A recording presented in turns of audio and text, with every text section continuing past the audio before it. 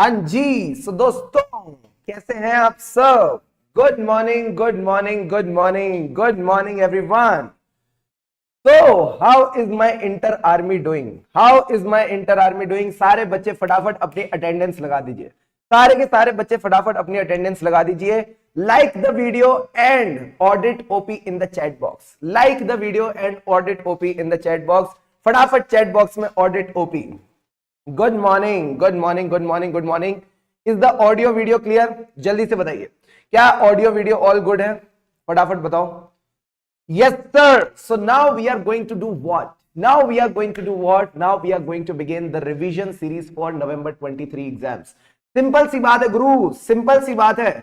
अगर ऑडिट में हमको चाहिए मिनिमम 60+, अगर ऑडिट में चाहिए हमको मिनिमम 60+, तो रिवीजन तो करना पड़ेगा। बिना रिवीजन करे क्या होने वाला है? तो शुरू करते हैं revision of chapter 1 of CA inter auditing for your November 23 exams, that is introduction to auditing. सबसे पहले इन्होंने बताया सर ऑडिट क्या है। मैंने कहा ऑडिट भी नहीं, इन्होंने बताया फाइनेंशियल ऑडिट क्या है। सर फाइनेंशियल ऑडिट यानी फाइनेंशियल सिस्टम्स का audit. What is financial audit? तो आप सबसे पहले बोलोगे this is nothing but independent examination. Audit क्या है sir? Audit is an independent examination. किसकी? Of the financial information. किसकी financial information? Of an entity. अब एंटिटी को खोल दो सर, एंटिटी को खोल दो मतलब वेदर प्रॉफिट ओरिएंटेड और not, irrespective of the size और लीगल फॉर्म। क्यों कर रहे हो इतनी मेहनत? What is the purpose of this independent examination? Sir, when such examination is done with a view to express an opinion thereon। जब भी आपको अपना ओपिनियन देना है, उस ओपिनियन के लिए आप ये एग्जामिनेशन कर रहे हो। ये हमने ऑडिटिंग की कहीं ना कहीं डेफिनेशन पढ़ी। अब इसी डेफिनेशन में आईसीआई इस पॉइंट पे खेल जाता है। सर कैसे खेल जाता है? वो कहता है क्या एंटिटी प्रॉफिट ओरिएंटेड ही होनी चाहिए? मैंने कहा नहीं, it may be profit oriented, it may not B profit oriented, irrespective of the size and legal form. कोई भी साइज है, कोई भी लीगल फॉर्म है, आप उसका फाइनेंशियल ऑडिट करके चल सकते हो। सर अब एक बात बताओ, आपने बोला इंडिपेंडेंट, आपने बोला इंडिपेंडेंट, तो ये इंडिपेंडेंस आती कैसे है? 5 ऐसी क्वालिटीज बताओ जिससे इंडिपेंडेंस आती है। तो मैंने कहा ये वही 5 क्वालिटीज है जो कोई भी प्रोफेशनल में होनी चाहिए। सर कोई प्रोफेशनल का मतलब क्या था? Confidentiality, objectivity, integrity, professional competence and due care and professional behaviour. तो सर सबसे पहले आता है हमारे पास कॉन्फिडेंशियलिटी। कॉन्फिडेंशियलिटी कहता है you need to respect the confidentiality of your client. जो भी क्लाइंट इंफॉर्मेशन देता है उसकी कॉन्फिडेंशियलिटी को रिस्पेक्ट करो। इतनी सी बात कॉन्फिडेंशियलिटी ने कहीं ना कहीं कही थी। फिर आता है ऑब्जेक्टिविटी। सर ऑब्जेक्टिविटी ने क्या कहा था? जो भी आपकी प्रोफेशनल जजमेंट है, जो भी आपकी प्रोफेशनल जजमेंट है, जो भी आपके डिसीजंस हैं, they should not be compromised। Sir compromised because of what? 3 things। 2 आपकी दिक्कतें, तीसरी किसी और की। 2 आपकी दिक्कतें, तीसरी किसी और की। आपका बीसी। सर बीसी का मतलब क्या था? आपकी बायसनेस, आपका कॉन्फ्लिक्ट ऑफ इंटरेस्ट और undue influence of some other party, और undue influence of some other party. तो मैंने कहा ऑब्जेक्टिविटी भी कॉम्प्रोमाइज हो जाएगी। फिर आता है सर इंटीग्रिटी। इंटीग्रिटी का क्या मतलब है? इंटीग्रिटी का क्या मतलब है? इंटीग्रिटी का मतलब है ऑडिटर कैसा हो? सर ऑडिटर एक सच्चा और अच्छा सज्जन व्यक्ति होना चाहिए। वो बातों को घुमाए ना, सीधी सीधी बात करे। सीधी बात, नो बकवास। सीधी बात, नो बकवास। सर सीधी बात और नो बकवास मतलब he should be straight forward and honest. Honest मतलब सच्चाई का सारथी। सच्चाई का सारथी यानी true and fair. He should be involved only in true and fair dealing. Never associate with any report. Never associate with any report. Sir, कौन सी report?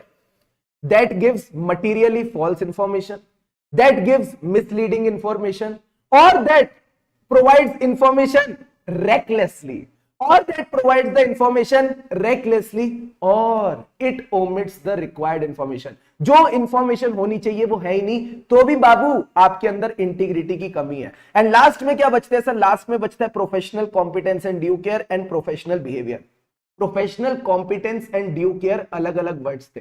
Competent आदमी कौन है? जो अटेन भी करे, मेंटेन भी करे। जो अटेन भी करे, मेंटेन भी करे। मैंने कहा क्या अटेन करे, क्या मेंटेन करे? Sir attain and maintain professional skills. जो भी वो प्रोफेशनल स्किल्स एंड नॉलेज सीखता है उसको अटेन और मेंटेन करके चलना जरूरी है। साथ ही साथ professional competence and due care का क्या मतलब था? He should act diligently as per the standards, he should act diligently as per the technical standards. ये हमने किसकी बात कर ली? Professional competence and due care. And the next point is professional behaviour. Sir professional behaviour क्या कहता था? कुछ करना है, कुछ नहीं करना, कुछ करना है, कुछ नहीं करना। सर क्या करना है? Comply with the laws and regulation. क्या नहीं करना?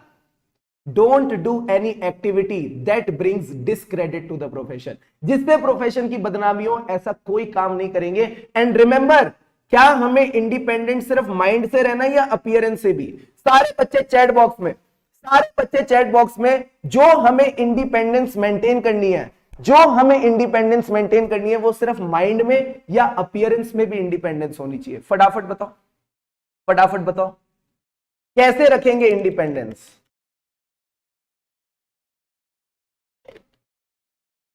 Very very good. अब सर मैं इंडिपेंडेंट था, अब मैं इंडिपेंडेंट था, बट काले घंघोर बादल छा गए, काले घंघोर बादल छा गए। बताओ काले घंघोर बादल कौन?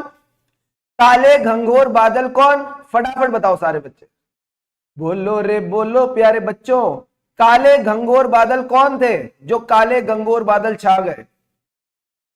आ रहे आ रहे आ रहे आ रहे, पता नहीं कहां गए, ये रे काले घंघोर बादल। साफी। सर साफी मतलब थ्रेड्स। पहले आता है self interest thread. Sir self interest threat क्या कहता है? कहता है आपका क्लाइंट में फाइनेंशियल इंटरेस्ट है। मैंने कहा फाइनेंशियल इंटरेस्ट कैसे?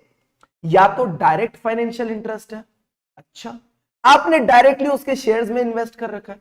दूसरा, आपने उसको लोन दे रखा है या उससे लोन ले रखा है। मैंने कहा ठीक है। बाकी 2 पॉइंट फीस वाले। सर फीस वाले पॉइंट क्या थे? या तो आप उस पर ओवरली डिपेंडेंट हो, huge dependence on the fees from the client, तो आपको डर रहता है कहीं क्लाइंट चला ना जाए।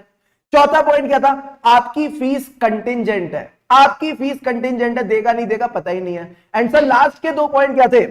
लास्ट के 2 पॉइंट थे, आपकी उसके साथ बिजनेस रिलेशन है या फिर उसने आपको एम्प्लॉयमेंट ऑफर करी है। या तो आपकी बिजनेस रिलेशन है या उसने एम्प्लॉयमेंट ऑफर करी है। These are the examples of self interest threat. क्या ये पॉइंट क्लियर है? हाँ सर। अब आ जाओ sir self review thread. Self review thread तो सिंपल सी बात कहता है कि आज अगर मैंने पेपर लिखा तो मैं ही चेक करूंगा, तो मैं फुल में से फुल दूंगा। तो ये क्या कहता है sir? As a auditor this self review threat occurs when you review the judgment or conclusion when you are reviewing a judgment or conclusion reached in a previous audit or non audit engagement। इसके बस आपने 2 example ध्यान रखने हैं। जो auditor है वो recently company का सीनियर ऑफिसर या डायरेक्टर रह चुका है, ये कंपनी का रिसेंटली सीनियर ऑफिसर या डायरेक्टर रह चुका है, क्योंकि ये कंपनी का काम कर चुका है। अब अगर ये कंपनी का ऑडिट करेगा तो गलती निकालने में दिक्कत आएगी। दूसरा case, auditor performs the services that are subject matter of audit. जिन फाइनेंशियल स्टेटमेंट्स को आपने प्रिपेयर किया उन्हीं का ऑडिट नहीं कर सकते। So auditor is performing the services that are subject matter of audit. तो सेल्फ रिव्यू थ्रेड भी आ गया। अब आता है सर एडवोकेसी थ्रेड। तारीख पे तारीख, तारीख पे तारीख, तारीख पे तारीख, बस तारीख पे तारीख मिल रही। माय लॉर्ड नहीं मिल रहा है तो इंसाफ। क्या मैं अपने क्लाइंट का एडवोकेट बन सकता हूं? कहता है नहीं। आप अपने क्लाइंट को इंटरेस्ट प्रमोट नहीं कर सकते, आप अपने क्लाइंट का इंटरेस्ट प्रमोट नहीं कर सकते, किस कदर? To a point that your objectivity is compromised, that your objectivity is compromise. यानी अगर आपने अपने क्लाइंट के इंटरेस्ट को प्रमोट किया इस कदर की आपकी ऑब्जेक्टिविटी कॉम्प्रोमाइज हो गई तो उसको एडवोकेसी थ्रेड कहेंगे। सर एडवोकेसी थ्रेड में हम क्या प्रमोट कर रहे हैं? क्लाइंट के शेयर्स। एडवोकेसी मतलब एडवोकेट, तो यही 2 पॉइंट याद रखना। यू आर प्रमोटिंग और dealing in the shares of the client. इसका हमने करेक्ट इनकरेक्ट में भी क्वेश्चन किया था, जहां 141 सबसेक्शन 3 का रेफरेंस भी आया था। फिर मैंने आपको बताया कि हाँ देखो एडवोकेसी थ्रेड लिखा है, याद आ रहा है सर। दूसरा पॉइंट क्या था? दूसरा पॉइंट है acting as a advocate for your client. फिर आता है सर फेमिलियरिटी थ्रेड। फिर आता है familiarity threat. Sir familiarity threat का क्या मतलब था? फेमिलियरिटी थ्रेड मतलब ये रिश्ता क्या कहलाता है, यानी आपका क्लोज रिलेटिव, आपका क्लोज रिलेशन हो गया क्लाइंट के साथ, and now you are being too sympathetic, now you are being too sympathetic to client interest. Sir client को नुकसान होता है, रोना आपको आता है। तो मैंने कहा ये रिश्ता बनता कैसा है? सर 4 तरीकों से। एक तो है खून का रिश्ता, आपका क्लोज रिलेटिव क्लाइंट का डायरेक्टर और ऑफिसर है, एक है फर्म का रिश्ता, सर आपका पार्टनर ये क्लाइंट का डायरेक्टर या ऑफिसर या कोई सीनियर इंप्लॉय है, उसके बाद रिश्ता था नहीं बन गया, इतना समय क्लाइंट के साथ बिताया कि रिश्ता बन गया, long association with the client, तो रिश्ता बन गया है। अब अगर तीनों रिश्ते बन गए तो अब आएंगे गिफ्ट्स, अब आएंगी हॉस्पिटैलिटी, हॉस्पिटल नहीं हॉस्पिटैलिटी। तो सर ये क्या था, accepting significant gifts and hospitality from the client, accepting significant gifts and hospitality from client. फिर आता है सर क्या, इंटिमिडेशन थ्रेट। इंटिमिडेशन थ्रेट यानी सामने वाले को अनकंफर्टेबल फील कराना, डराना। डराना means auditor is deterred from acting objectively, कहीं ना कहीं आप ऑडिटर को डरा रहे हो फ्रॉम एक्टिंग ऑब्जेक्टिवली। मैंने कहा कैसे, सर दो थ्रेट क्रिएट करके, पहला थ्रेट तेरे को निकाल दूंगा, पहला थ्रेट तेरे को निकाल दूंगा, दूसरा थ्रेट तेरे को निकालने के बाद तेरे पे केस भी कर दूंगा, तेरे को निकालने के बाद तेरे पे केस भी कर दूंगा, यानी थ्रेट ऑफ लिटिगेशन। जब दो दो थ्रेट क्रिएट होंगे, निकाल दूंगा, लिटिगेशन कर दूंगा, तो सामने वाले पे क्या आ जाएगा सर, सामने वाले पे प्रेशर आ जाएगा, सामने वाले पे कहीं ना कहीं प्रेशर आ जाएगा। सर प्रेशर किस चीज को लेके, to agree with the accounting treatment, to agree with the inappropriate accounting treatment. ये कहीं ना कहीं तीन बातें आपको ध्यान में, नहीं सॉरी, प्रेशर इस चीज को लेके कि कम फीस पे अब आपको अपना काम भी कम करना पड़ रहा है, कम फीस पे काम भी कम करना पड़ रहा है, तो यहां पे आपके ऊपर प्रेशर आ जाएगा।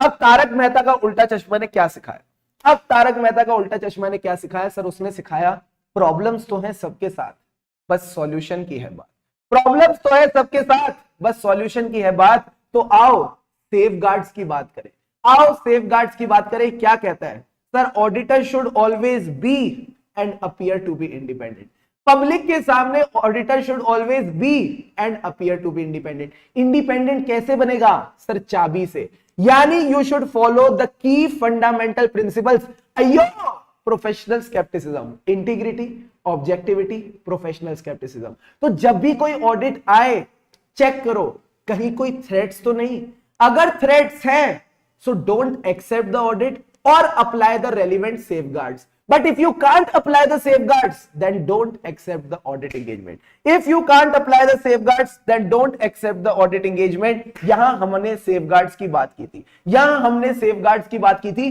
पूरी की पूरी इंडिपेंडेंस डिस्कशन क्लियर, पूरी की पूरी इंडिपेंडेंस डिस्कशन क्लियर। सारे बच्चे चैट बॉक्स में जल्दी से लिखिए, जल्दी से लिखिए, clear clear clear clear, everything clear till now.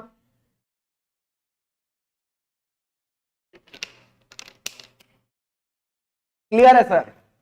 अब आ जाओ मेरे साथ, अब आ जाओ मेरे साथ ऐसे 200 पे चलते हैं, अब ऐसे 200 पे चलते हैं, देखते हैं ऐसे 200 क्या कहता है। ऐसे 200 कहता है overall objective of independent auditor. आपने ऑडिटर का आपने इंडिपेंडेंट ऑडिटर का ओवरऑल ऑब्जेक्टिव देखना है। तो मैंने क्या कहा था सर, ये 0 नहीं ये ओ है, ये 0 नहीं ये ओ है। सर ओ मतलब overall objective of independent auditor, इसको अपन प्यार से बोल देते हैं उइया। अब ये ओवरऑल ऑब्जेक्टिव अचीव कैसे होगा, जब आप अपना ऑडिट कंडक्ट करेंगे, जब आप अपना ऑडिट कंडक्ट करेंगे in accordance with standards on auditing. तो प्यार से क्या बोलेंगे, प्यार से बोलेंगे उइया, प्यार से बोलेंगे कासा। तो यहां से हमने एक चीज सीखी कि ऑडिटर को ओवरऑल ऑब्जेक्टिव क्या है। सर ऑडिटर का ओवरऑल ऑब्जेक्टिव है सिंपल सी बात, उसको संतुष्टि चाहिए, उसको सेटिस्फेक्शन चाहिए। सेटिस्फेक्शन यानी reasonable assurance, reasonable assurance that the financial statements are free from material misstatement. हमारे फाइनेंशियल स्टेटमेंट में कोई मटेरियल मिसस्टेटमेंट नहीं है। तो पहले तो हमने क्या किया, पहले कान को ऐसे पकड़ा, अब कान को ऐसे पकड़ेंगे। सर इसका क्या मतलब है, एक बार रीजनेबल अश्योरेंस मिल गई then we can express our opinion कि financial statements are prepared in all material respects as per the applicable FRF. ठीक है सर, अब ओपिनियन बन गया है तो रिपोर्ट भी कर दो। तो report and communicate, report and communicate as per the standards on auditing. साथ ही साथ इन्होंने एक बात और बोली, जब जब रीजनेबल अश्योरेंस नहीं मिलती, जब जब रीजनेबल अश्योरेंस नहीं मिलती यानी आपके पास सफिशिएंट एंड एप्रोप्रिएट एविडेंस नहीं है, साथ ही साथ आपको लगता है क्वालिफाइड ओपिनियंस सफिशिएंट नहीं है। सर क्वालिफाइड ओपिनियन इनसफिशिएंट है मतलब इसका जो इंपैक्ट है वो परवेसिव भी है। तो हम क्या करेंगे sir, either you withdraw from the engagement और यू डिस्क्लेम योर ओपिनियन ये दो चीजें आप करके चल सकते हैं। विड्रॉ कर लो अगर लीगल परमिशन है विड्रॉ करने की, या फिर आप अपने ओपिनियन को डिस्क्लेम करके चलेंगे। अब सवाल उठता है रीजनेबल अश्योरेंस क्या है, रीजनेबल अश्योरेंस क्या है और रीजनेबल अश्योरेंस क्यों है। रीजनेबल अश्योरेंस का मतलब क्या था सर? रीजनेबल अश्योरेंस का मतलब था high but not an absolute assurance. It is a high but not an absolute assurance. Sir ये अश्योरेंस मिलती कैसे है? Bye collecting sufficient and appropriate audit evidence. जब आप sufficient and appropriate audit evidence इकट्ठा करोगे तो आपको रीजनेबल अश्योरेंस मिल जाएगी। बस इतनी सी बात हमने की थी। तो सब बच्चों ने बोला क्या सर रीजनेबल अश्योरेंस क्यों, रीजनेबल अश्योरेंस क्यों? तो सारे बच्चे चैट बॉक्स में जल्दी से इसका आंसर बताओ। Why are we taking reasonable assurance? हम रीजनेबल अश्योरेंस ले क्यों रहे हैं? हम एब्सोल्यूट ले लेते हैं ना, अश्योरेंस की बात कर रहा हूं, हम एब्सोल्यूट ले लेते हैं। बोलो। Inherent limitations of auditing. कहीं ना कहीं हमारी मजबूरियां केसरिया तेरा इश्क है पिया, आ गई ऑडिटर की मजबूरियां। सर ऑडिटर की भी कुछ मजबूरियां हैं सर। इनको क्या कहते हैं? इनको कहते हैं इनहेरेंट लिमिटेशंस ऑफ ऑडिटिंग। इसका पहला पार्ट जरूर अच्छे से पढ़ना। क्या कहता है? Auditor is not expected to and can not reduce the audit risk to zero. बनी कुछ ना कुछ तो रह ही जाएगा, बनी कुछ ना कुछ मटेरियल मिसस्टेटमेंट तो रह ही जाएगी। मैंने कहा क्यों? Because of inherent limitations of auditing. तो ये कहता है कि sir inherent limitations of auditing की वजह से आप अपनी ऑडिट रिस्क को जीरो नहीं कर सकते, आपको रीजनेबल एश्योरेंस ही लेनी पड़ती है। साथ ही साथ हमने एक एविडेंस वाली लाइन पढ़ी थी सर, क्या? जो ऑडिटर एविडेंस लेता है that is persuasive not conclusive. जो ऑडिटर एविडेंस लेता है that is persuasive not conclusive. ये लाइन भी हमारी करेक्ट इनकरेक्ट में बार बार आई थी। तो सबसे पहले सर किसकी मजबूरी? पहले मैनेजमेंट की मजबूरी। नेचर ऑफ फाइनेंशियल रिपोर्टिंग, इसमें क्या दिक्कत है? It involves judgment by the management. कहीं ना कहीं मैनेजमेंट अपनी जजमेंट लगा के चलता है, कई सारी सब्जेक्टिविटी है, कई सारे अनसर्टेनिटीज है, सो चांसेस है कि ये हमेशा एग्जैक्ट नहीं बनेंगे। मैंने कहा ठीक है। अब हमारी मजबूरी, सर हमारी मजबूरी क्या है? हम डिपेंडेंट है, हम मैनेजमेंट पे डिपेंडेंट है। सर मैनेजमेंट पे डिपेंडेंट मतलब management and others may not provide us with complete information. मैंने कहा क्यों? क्योंकि इनके मन में चोर है, क्योंकि इनके मन में चोर है। एंड चोरी is fraud. Fraud is a सोची समझी चाल, sophisticated and carefully organized scheme. And the last point is fraud को पकड़ लो। मैंने कहा कैसे पकड़ ले? Audit is not an investigation. Audit is not an official investigation into alleged wrongdoing. तो इतनी सी बात आपने पकड़नी थी कि सर ऑडिटर के पास इन्वेस्टिगेशन की पावर नहीं है। सर लगे हाथों ऑडिट वर्सेस इन्वेस्टिगेशन करा दो, लगे हाथों ऑडिट वर्सेस इन्वेस्टिगेशन करा दो। तो आ जाओ मेरे साथ, आ जाओ मेरे साथ, ऑडिट वर्सेस इन्वेस्टिगेशन भी पढ़ी लेते हैं। सर ऑडिट वर्सेस इन्वेस्टिगेशन क्या है? Audit and investigation are distinct. पहले इन्वेस्टिगेशन समझ लो। Investigation is done with a special purpose. ये इन डेप्थ एग्जामिनेशन है with a special purpose. For example अगर आपको लगता है फ्रॉड हुआ है तो you are doing the in depth examination for the detection of fraud, for checking whether the fraud has happened और नॉट। बट रिमेंबर ऑडिट ये नहीं है। सर ऑडिट क्या है? ऑडिट में तो आपने बस रीजनेबल एश्योरेंस लेनी है कि फाइनेंशियल स्टेटमेंट्स में मटेरियल मिसस्टेटमेंट नहीं है, so that you can express your opinion. So audit is never started with a pre conceived notion. हम ये सोच के नहीं आते कि फ्रॉड हुआ ही हुआ है।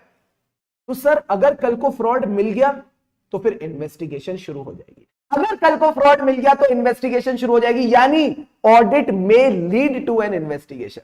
ऑडिट में लीड टू एन इन्वेस्टिगेशन। तो यही चार बातें आपने ध्यान रखनी है, दोनों अलग हैं। तो सर दोनों अलग है तो पहले बताओ इन्वेस्टिगेशन क्या थी? Investigation is in depth examination with a special purpose. Sir ये स्पेशल पर्पस क्या है? एग्जांपल में दिया कि फ्रॉड पकड़ना, this can be a special purpose. But audit क्या है? वो हम ऑलरेडी पढ़ चुके हैं, रीजनेबल एश्योरेंस लेना कि फाइनेंशियल स्टेटमेंट्स में मटेरियल मिसस्टेटमेंट नहीं है। ठीक है, अब audit can lead to an investigation, इतनी सी बात आपने इसमें ध्यान में रख के चलनी थी। अब आ जाओ सर तीसरी limitation.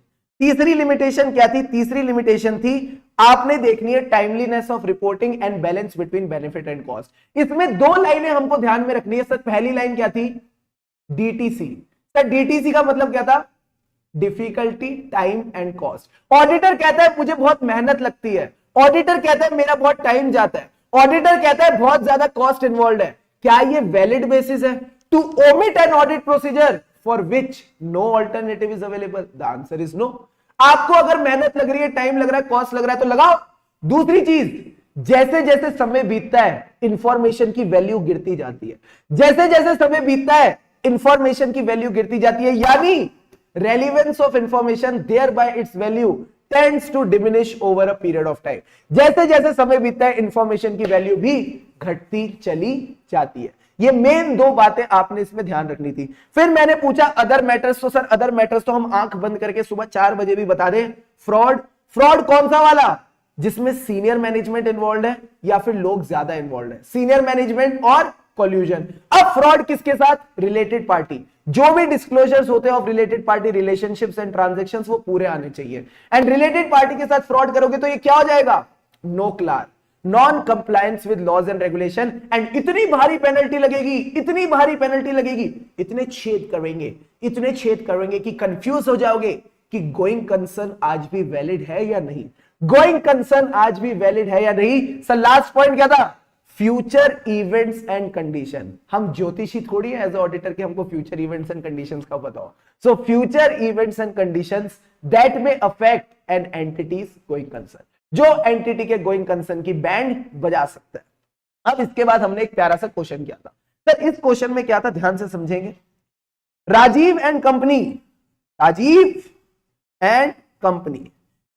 Successfully carried out the audit and audit के बाद मटेरियल मिसस्टेटमेंट मिली थी ड्यू टू फ्रॉड। तो याद है इस क्वेश्चन को टैकल करने का क्या तरीका था? सर पहले ऑडिटर की साइड लो। ऑडिटर की साइड लो मतलब उसको बोलो इनहेरेंट लिमिटेशंस ऑफ ऑडिटिंग का मतलब है there may be some material misstatements which may not be detected even though audit has been done as per standards on auditing. So if after the audit some material misstatements are detected, that does not mean कि auditor ने अपना काम as per standards on auditing नहीं किया। अच्छा, काम as per standards on auditing मतलब audit procedure as per standards on auditing, audit evidence as per standards on auditing, जो ऑडिट रिपोर्ट है वो भी as per standards on auditing होनी चाहिए। यानी जो पूरा सर्कल था ऑडिट का, procedure performed, evidence obtained, report given, ये तीनों की चीजें as per standard on auditing होनी चाहिए। एंड लास्ट में आपने ऑडिटर को थोड़ी डांट लगानी है। सर ऑडिटर को डांट कैसे लगाएंगे? ILA are not a justification, ILA are not a justification to settle for less than persuasive audit evidence. यही क्वेश्चन मैंने आपको टेस्ट 1 में दिया था एंड मोस्टली स्टूडेंट्स ने इसमें गड़बड़ की थी। क्या ये क्वेश्चन अब क्लियर है? जल्दी से बताइए हाँ या ना। Is this question now clear to all of you? चलते चलते ऑलराइट, यहां पे देखो ये पॉइंट लिखा हुआ भी है, यहां पे ये पॉइंट लिखा हुआ भी है जो आपने अपने आंसर में मिस किया था। यस सर, चलो सर, अब मैंने कहा आप सबसे आइला का जुगाड़ होगा ना कोई, इन इनहेरेंट लिमिटेशन से लड़ने का कोई तो जुगाड़ होगा। कैसे ऑडिटर फ्रॉड पकड़े, कैसे ऑडिटर फ्रॉड पकड़े, कैसे उसको खुशबू आए किसी नॉन कंप्लायंस की, कैसे पता चलेगा फ्रॉड हो रहा है, फ्रॉड की खुशबू कैसे आएगी? क्या करे ऑडिटर? क्या उसको एकता कपूर का सीरियल दिखा दे? क्या ऑडिटर को एकता कपूर का सीरियल दिखा दे? जल्दी से बताओ। हर्ष ने तो शॉर्ट फॉर्म लिख दी है, विनीत ने भी शॉर्ट फॉर्म लिख दी है, वेरी वेरी गुड। क्या है सर शॉर्ट फॉर्म? क्या है शॉर्ट फॉर्म? मैंने कहा गुरु, प्रोफेशनल स्केप्टिसिज्म। कहीं ना कहीं आपने प्रोफेशनल स्केप्टिसिज्म एक्सरसाइज करके चलना है। सर प्रोफेशनल स्केप्टिसिज्म का मतलब क्या था? प्रोफेशनल स्केप्टिसिज्म का मतलब क्या था? प्रोफेशनल स्केप्टिसिज्म मतलब बीइंग अलर्ट। कहीं ना कहीं आपने अपना ऐसा एटीट्यूड रखना है। आंटी क्या थी? सर आंटी अलर्ट थी। जैसे ही अंकल आए, अंकल से क्वेश्चन पूछा, और जैसे ही अंकल बाथरूम में गए तो क्या किया? Critical assessment of audit evidence. तो 3 बातें आपने ध्यान रखनी है, alertness, questioning mind and critical assessment of audit evidence. Sir alert किन चीजों को लेके? पहली चीज, बैंक स्टेटमेंट बैंक कंफर्मेशन से मैच ही नहीं कर रहा। One document is contradicting with the other audit evidence. अगर एक डॉक्यूमेंट दूसरे से कॉन्ट्राडिक्ट करेगा तो मैं उसकी रिलायबिलिटी पे शक करूंगा, कहीं ना कहीं फ्रॉड की खुशबू आएगी और अब मुझे ज्यादा मेहनत करनी पड़ेगी। Need for audit procedures in addition to those required by standards on auditing. Need for those audit procedures more than the ones which are required by standards on auditing. तो ये चार बातें आपने याद रखनी है, दो कॉन्ट्राडिक्टिंग ऑडिट एविडेंस, तो फिर आप उनकी रिलायबिलिटी पे शक करेंगे, फ्रॉड की खुशबू आएगी यानी पॉसिबिलिटी ऑफ फ्रॉड, जब भी पॉसिबिलिटी ऑफ फ्रॉड है तो चेक तो करना पड़ेगा। So need for procedures in addition to those required by standards on auditing. Sir इतनी मेहनत का फायदा क्या? It will reduce the heart attack, it will reduce the risk of heart attack. Sir risk of heart attack means risk of sir उई का क्या मतलब था? Overlooking unusual circumstances, over generalizing when drawing the conclusions or using inappropriate assumptions while designing the nature, timing and extent of audit procedure। फिर इसके बाद के जो पॉइंट्स हैं इनको बस आप रीड करके चलना। अच्छा एक सवाल पूछो मेरे से, सर क्या आईसीआई 10 नंबर का क्वेश्चन प्रोफेशनल स्केप्टिसिज्म पे देगा? मैंने कहा नहीं। तो क्वेश्चन कितने का आएगा, 3 नंबर का या 4 नंबर का? अगर 4 नंबर का क्वेश्चन आया कि प्रोफेशनल स्केप्टिसिज्म के टाइम पे आपने किन चीजों को लेके अलर्ट रहना है, तो ये अलर्ट वाली चीजें लिखेंगे। अगर 3 नंबर का क्वेश्चन आया कि as a auditor what risk you reduce by exercising professional scepticism, तो ये सारी रिस्क रिड्यूस होती है, तो ये 3 नंबर का क्वेश्चन आंसर बनेगा। तो ऐसा नहीं होगा पूरा आपको प्रोफेशनल स्केप्टिसिज्म का टॉपिक डाल देंगे और बोलेंगे सब लिखो, ना रे बाबा ना, वो आपसे एक एक इंडिविजुअल चीज पे क्वेश्चन पूछ सकते हैं, तभी अपन टॉपिक को होलिस्टिकली कवर करके चल रहे हैं। ठीक है सर। अब प्रोफेशनल स्केप्टिसिज्म बता ही दिया है, तो लगे हाथों प्रोफेशनल जजमेंट भी कर लेते हैं। अब प्रोफेशनल स्केप्टिसिज्म कर लिया है तो लगे हाथों प्रोफेशनल जजमेंट भी कर लेते हैं। सर प्रोफेशनल जजमेंट क्या है? प्रोफेशनल जजमेंट क्या है? तो मैंने कहा प्रोफेशनल जजमेंट का मतलब है you need to apply. Sir apply क्या? जो भी आपने सीए कोर्स में सीखा है, जो भी आपने अपने सीए कोर्स में सीखा है, प्रथम नलायक, ठीक है। क्या सीखा है सर सीए कोर्स में? हमने सीए कोर्स में लिए रेलिवेंट ट्रेनिंग, हमने सीए कोर्स में लिए रेलिवेंट नॉलेज और एक्सपीरियंस। जब हम उसको अप्लाई करते in the context of auditing, accounting and ethical standard to make decisions in the course of audit engagement, हम उसको प्रोफेशनल जजमेंट का नाम देते हैं। सर प्रोफेशनल जजमेंट कहां चाहिए? तो सबसे पहले प्लानिंग स्टेज पे। प्लानिंग स्टेज का क्या मतलब था? Materiality and audit risk. जितनी ज्यादा मेरी रिस्क उसके हिसाब से मुझे प्रोसीजर भी बढ़ाने पड़ेंगे। Nature, timing and extent of audit procedure. Procedure करे तो क्या मिला? Audit evidence. तो चेक करो whether it is a sufficient and appropriate audit evidence और नॉट। क्या ये एविडेंस सफिशिएंट एंड एप्रोप्रिएट है या नहीं? फिर एविडेंस के बेसिस पे क्या करेंगे? सर एविडेंस के बेस पे you draw the conclusion and last में, लास्ट वाला पॉइंट भूल गए, लास्ट वाला पॉइंट भूल गए, चैट बॉक्स में बताओ, चैट बॉक्स में बताओ, लास्ट वाला पॉइंट भूल गए तो बचा क्या?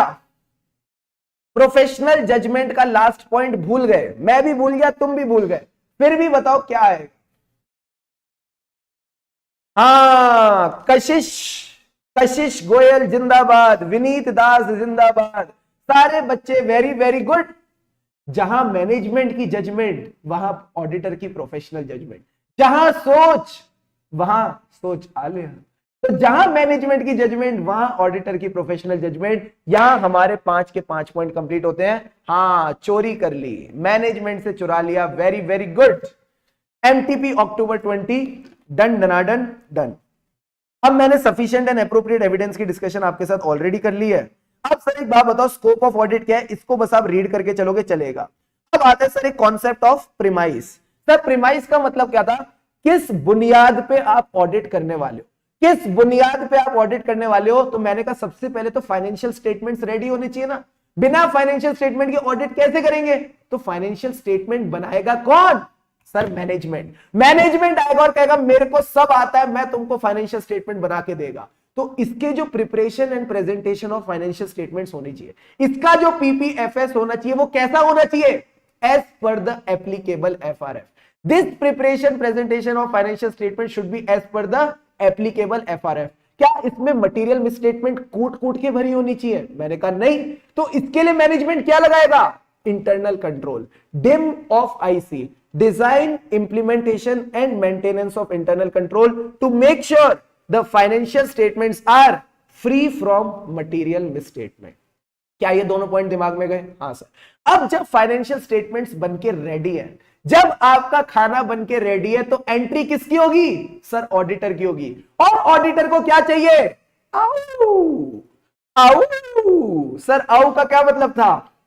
All information, additional information, and unrestricted access to all those within the entity from whom he considers it is necessary to obtain the audit evidence.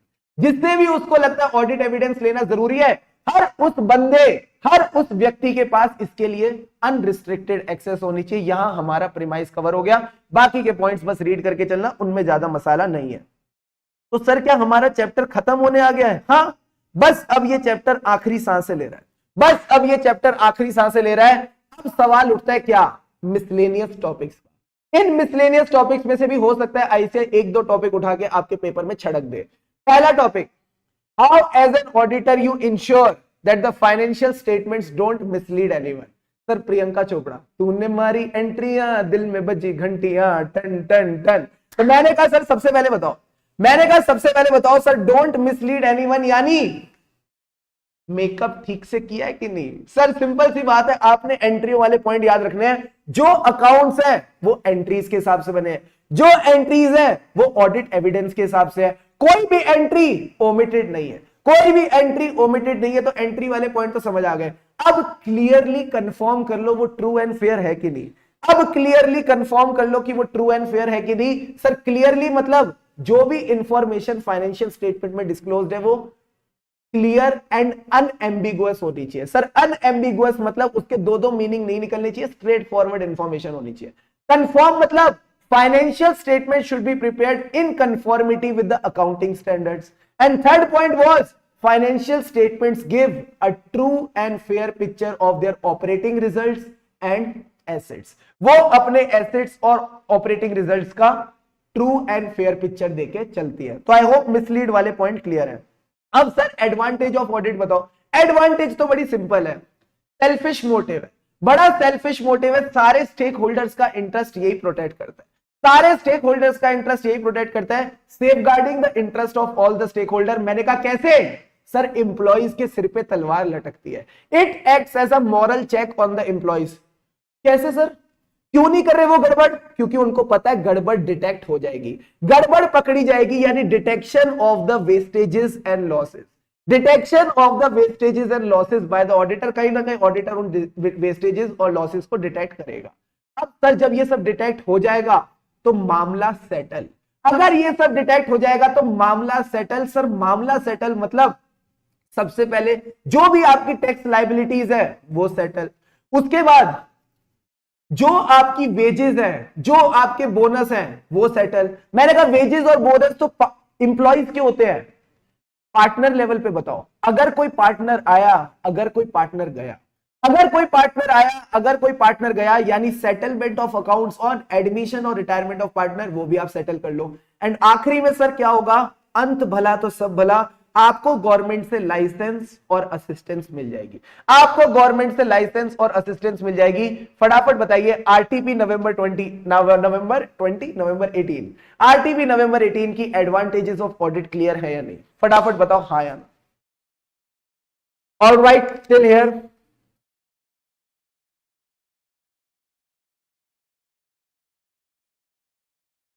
Clear है सर? अब सारे बच्चे बताएंगे sir aspects to be covered in audit. मैंने कहा simple है, जब आप ऑडिट करने आओ तो आपने क्या क्या कवर करना है। तो पहले अपन इंटरनल कंट्रोल देखते हैं, फिर फाइनेंशियल स्टेटमेंट देखेंगे। पहले अपन इंटरनल कंट्रोल और सिस्टम देखते हैं, फिर फाइनेंशियल स्टेटमेंट देखेंगे। सर इंटरनल कंट्रोल और सिस्टम मतलब examine their systems and internal controls, examine their system of accounting and internal control. क्या इनके प्रोसेसेस ठीक है, क्या इनके अकाउंटिंग सिस्टम ठीक है, यानी whether they are appropriate or not। ठीक है। दूसरे पॉइंट में भी इन्होंने कहा सिस्टम्स एंड प्रोसीजर चेक कर लेना, क्या वो काफी है। सर काफी का क्या मतलब? एप्रोप्रिएट तो है, अब सफिशिएंसी देख लो। गेम देखना माइंड की, पहले देख लिया एप्रोप्रिएटनेस, अब देखो सफिशिएंसी। सर सफिशिएंसी का मतलब है एडिक्वेट एंड कॉम्प्रिहेंसिव। अगर एडिक्वेट और कॉम्प्रिहेंसिव नहीं है then there may be material weakness और मटेरियल डेफिशिएंसी। अगर मटेरियल वीकनेस और डेफिशिएंसी है then it may allow frauds and errors to go unnoticed, then it may allow the frauds and errors to go unnoticed। तो systems and internal controls की पहले हम appropriateness देखेंगे, फिर हम देखेंगे कि क्या वो sufficient है कि नहीं। सर sufficiency मतलब आप उनकी adequacy और comprehensiveness को कंसिडर करके चलोगे। अब आता है सर बैलेंस शीट और पीएनएल। क्या बैलेंस शीट और जो पीएनएल है वो अंडरलाइंग रिकॉर्ड्स के हिसाब से बने कि नहीं? अब बैलेंस शीट को खोल दो। एसेट्स का क्या देखते थे सर? एसेट्स का देखते थे टाइटल, एग्जिस्टेंस, वैल्यू। फिर आप लाइबिलिटीज की वेरिफिकेशन करते थे, फिर आप चेक करते थे PNL true and fair view देता है कि नहीं। जो हमारा पीएनएल है वो ट्रू एंड फेयर व्यू देता है कि नहीं, बस इतने से पॉइंट्स आपने इसमें ध्यान रखने और इसमें कुछ करने की नीड नहीं है। अब सर सवाल, क्या ऑडिटिंग और अकाउंटिंग रिश्तेदार है? मैंने कहा हाँ, auditing and accounting are related. ये तो भाई आंख बंद करके अपन बोल दे, ये तो अपन आंख बंद करके बोल दे sir auditing and accounting are related. कैसे? Auditing is done on the financial statements which are prepared through the accounting process. तो ऑडिटर को क्या आना चाहिए? Auditor should have the knowledge of GAAP. उसको जनरली एक्सेप्टेड अकाउंटिंग प्रिंसिपल्स की knowledge होनी चाहिए। साथ ही साथ तीन चीजें, लॉजिकल, एथिकल, सर लास्ट वाला पॉइंट भूल गए, knowledge of the language. Knowledge of the language यानी जो हमारा ऑडिट है sir, it is a very logically interlinked process. जो हमारा ऑडिट है it has been set up on the precepts of ethics. कहीं ना कहीं आपको एथिक्स फॉलो करने हैं, प्लस नॉलेज ऑफ लैंग्वेज जरूरी है। सर नॉलेज ऑफ लैंग्वेज जरूरी क्यों है? इंग्लिश आनी जरूरी क्यों है? क्योंकि आपने कम्युनिकेट करना है, आपने कम्युनिकेट करना है विद द क्लाइंट, आपने रिपोर्टिंग करनी है टू द शेयर होल्डर्स, तो कहीं ना कहीं लैंग्वेज भी आनी चाहिए, कहीं ना कहीं लैंग्वेज भी आनी चाहिए। तो भले ही लास्ट के 3 पॉइंट्स का अकाउंटिंग से कोई लेना देना ना हो, बट ये हमको ध्यान में रख के चलने हैं। अब सर ऑडिटिंग एंड लॉ का रिश्ता बताओ। ये भी क्लोजली इंटररिलेटेड है, ये भी क्लोजली इंटररिलेटेड है। जब भी आप किसी ट्रांजैक्शन को चेक करोगे तो उसके लिए आपको लॉ की नॉलेज होनी जरूरी है। सर कौन से law? Business law, tax laws. Business laws, tax laws. Sir business laws में क्या आएगा? Law of contracts, negotiable instrument act etcetera. Law of contracts, negotiable instrument act etcetera. साथ ही साथ taxation laws, and taxation laws का मतलब है direct tax and indirect tax. Taxation laws का मतलब क्या था? Direct tax and indirect tax. क्या इस पे भी हमने एक करेक्ट एंड इनकरेक्ट सॉल्व किया था?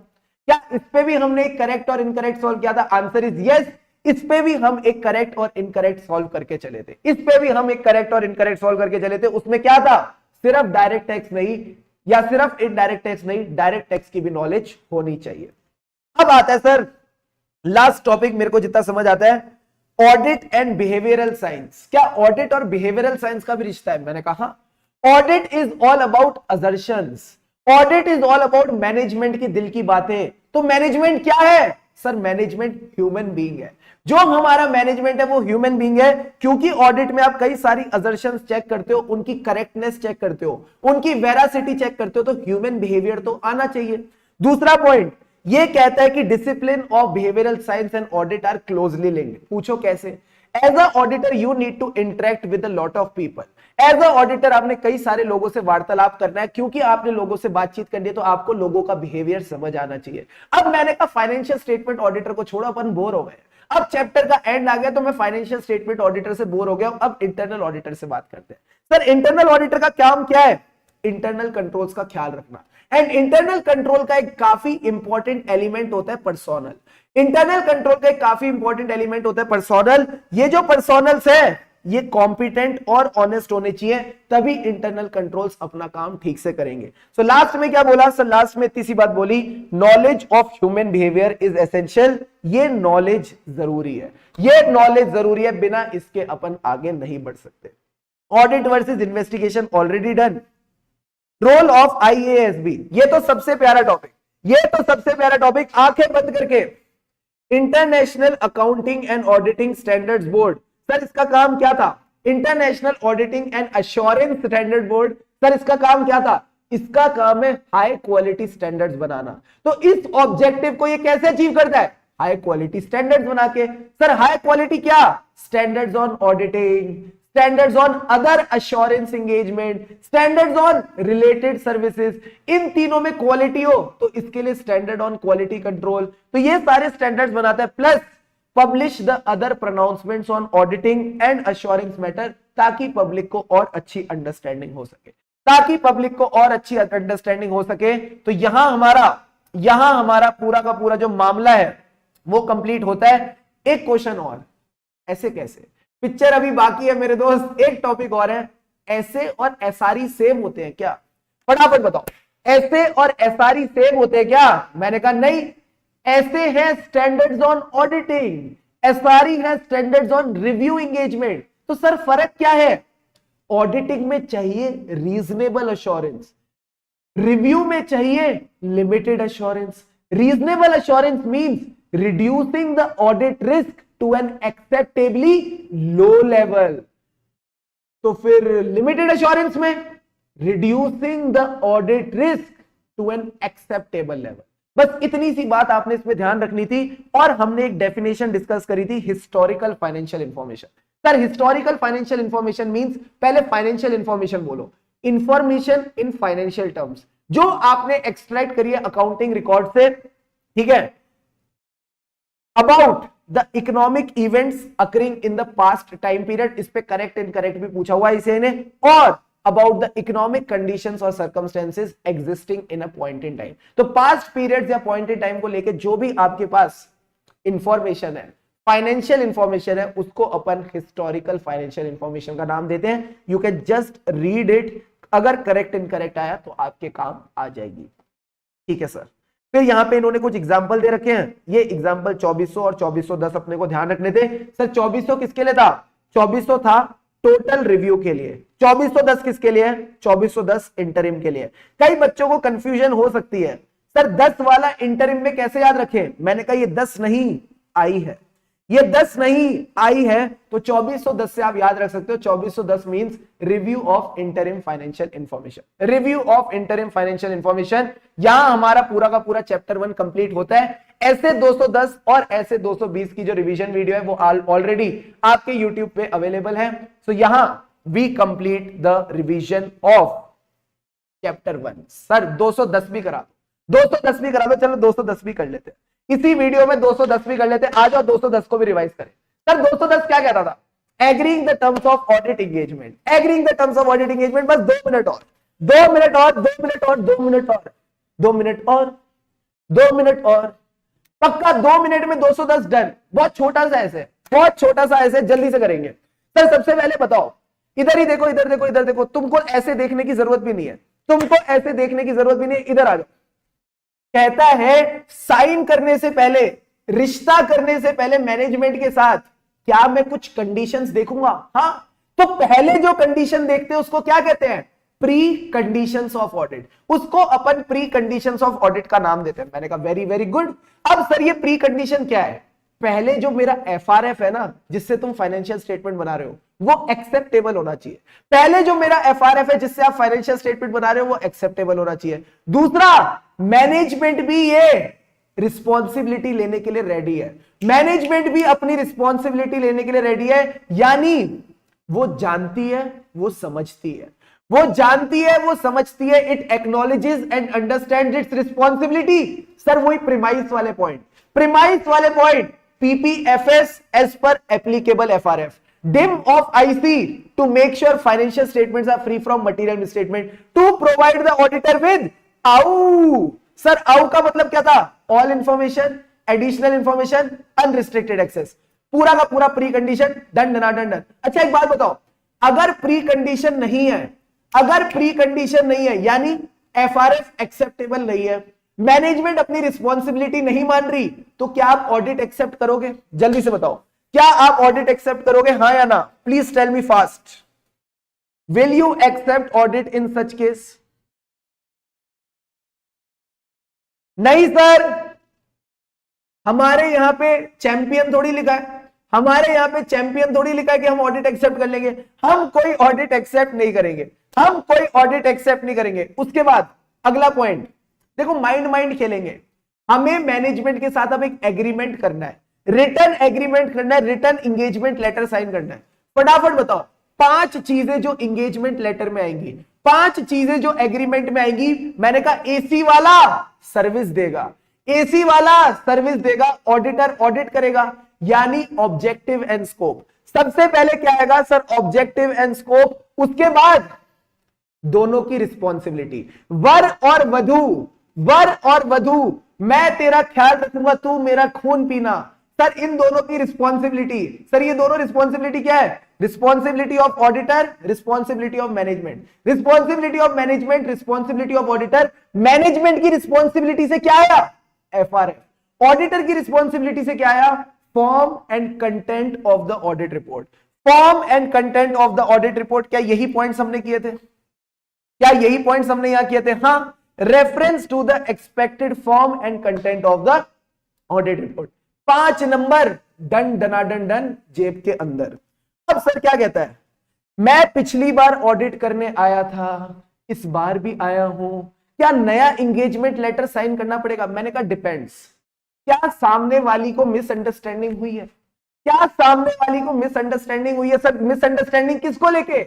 Objective and scope of audit. आधी रिलेशनशिप तो इसीलिए खराब होती है ना क्योंकि मिसअंडरस्टैंडिंग होती है, आपको मैंने बताया था ये बात।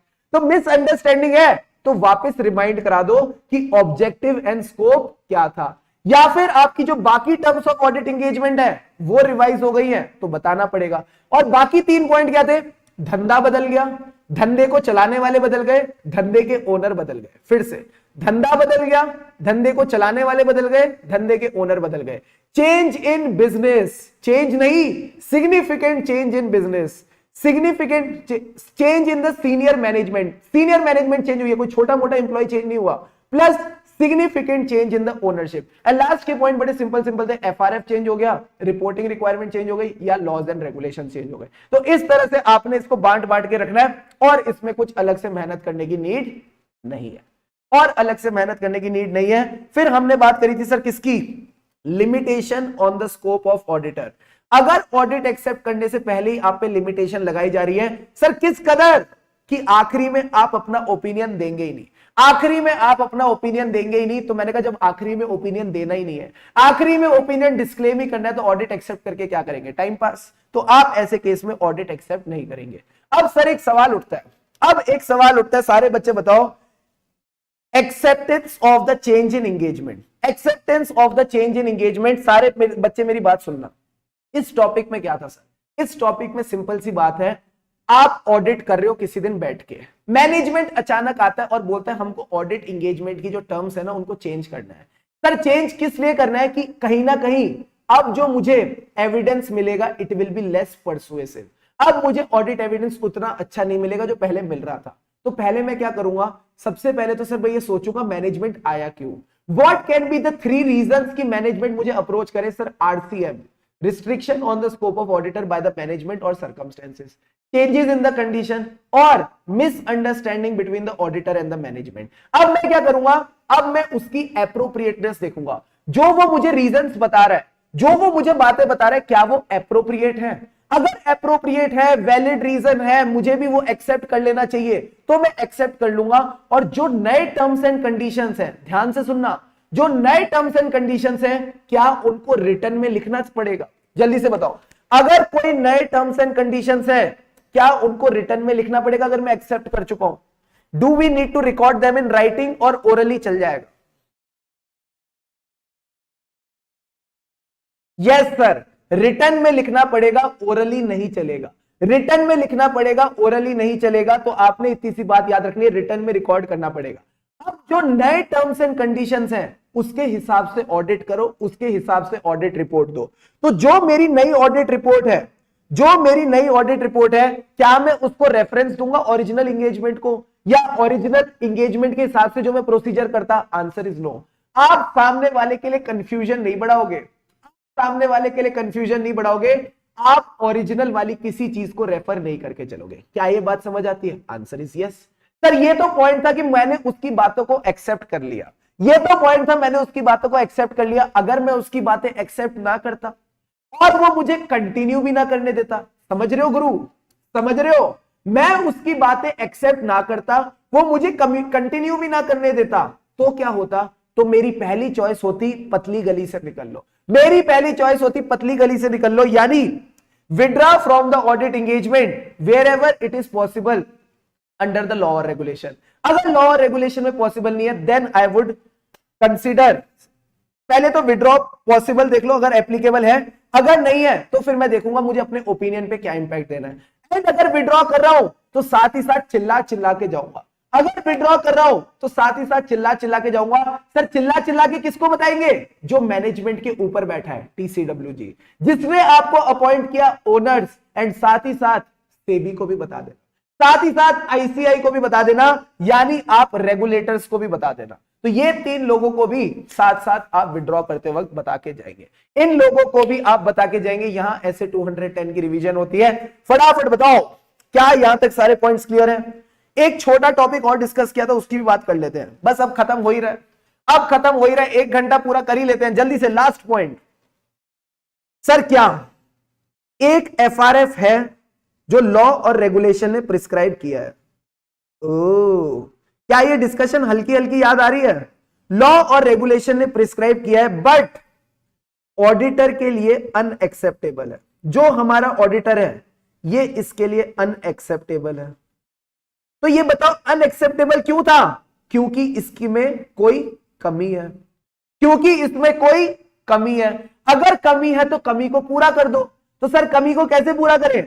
आप मैनेजमेंट के साथ एग्रीमेंट करो, आप मैनेजमेंट के साथ एग्रीमेंट करो कि वो एडिशनल डिस्क्लोजर्स देगा, वो फाइनेंशियल स्टेटमेंट्स में एडिशनल डिस्क्लोजर्स देगा, और फिर उन एडिशनल डिस्क्लोजर्स पे आप ऐसे 706 के हिसाब से EOM पैरा डालोगे, आप वहां पे एम्फेसिस ऑफ मैटर पैरा डालोगे।